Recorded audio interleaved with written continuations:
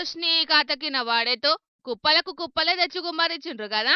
ఇదంతా చూసి dumping yard అనుకునేరు. Dumping yard కాదిది, డబ్బులు పెట్టి కొన్న ల్యాండే. అట్లని మున్సిపాలిటీలకు చెత్తేసుకోండి అని అప్పచెప్పింది కూడా కాదు. ఆలకిచ్చి ఆల ఇష్టానుసారంగా వచ్చి ఇట్లా కుమ్మరిచ్చి పోతున్నారట. ఎవరు పోయమన్నారు ఇట్లా అంటే ఇయాలనే వచ్చినాము, ఆల్రెడీ చెత్త ఉన్నదని పోసినామని కథలు చెప్తున్నారట. గాని ఏండ్ల సంధి గిదే కథనట. గట్టిగా అరుచుకునేసరికి మళ్ళా బండ్లకు ఎత్తుతున్నాడు చూడుండ్రి. బండితోటి గుమ్మరించింది చేత్తోనే ఎత్తుతైతదా? ఈ చెత్త చెయ్యంగా ఆ జాగలున్న గౌడన్నల తాళ్ళు ఖరాబైతున్నాయట.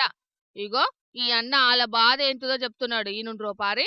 ఎనమాల గౌడ సంఘ సభ్యులం. మాకు ఈ చెత్త పోయడం వల్ల మాకు తాళ్ళన్నీ చనిపోయి మా జీవన ఉపాధి కోల్పోతాను. దయచేసి కలెక్టర్ గారు దీని మీద తగు చర్యలు తీసుకోండి. ఇప్పటికే 2 చెట్లు కొట్టేసుకోవాల్సి వచ్చిందట పాపం. వరంగల్ కాశీబుగ్గ గ్రైన్ మార్కెట్ పక్కకున్న కనకం స్వరూప ఇంకొంతమంది జాగలట ఇవి. మున్సిపల్ పెద్ద ఆఫీసర్లకు ఫిర్యాదు పెట్టినా పట్టించుకుంటలేరట.